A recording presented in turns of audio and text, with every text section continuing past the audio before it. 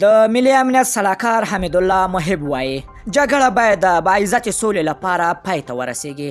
په سلامونه مو هرکلی کوم دوستانو، خدای دې وکړي چې جوړ او روغ شئ. د مطلب د شیر کېدو نه مخکې دغه ویډیو راسره تر پایه ګورئ.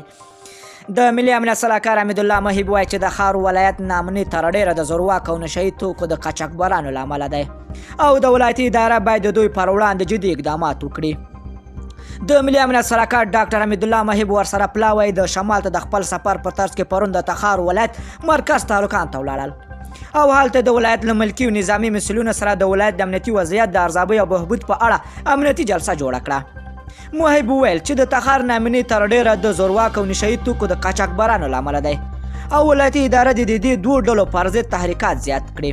هغه زیاته کړه جګړه باید باعزتې سولې په راتلو پایله کې له منځه ولاړه شي او په طرز کې افغانان باید قرباني نه شي. بلخوا د هیواد پخوانی ولسمشر حامد کرزی د زابل ولایت په سیوري ولسوالۍ کې د بهرنۍ ځواکونو هوایي برید چې په پایله کې د ماشومانو په ګډون یو شمېر هیوادوال ووژل شول په کلکو ټکو وغنده. د کرزي له مطبوعاتي دفتر په خپره شوې خبرپاڼه کې راغلي کرزی باید په یاد برید کې د وژل شویو بېګناه افغانانو پر وژل کېدو ژوره خواشیني څرګندوي او دا ظالمانه عمل په کلکو ټکو غندي.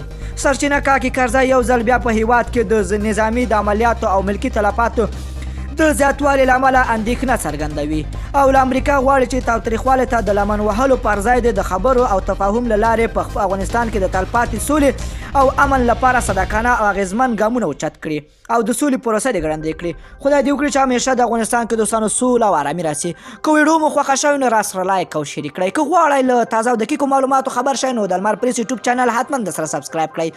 نور مو په پاک رب سپارم. الله مل شه، خو وخت درته غواړم.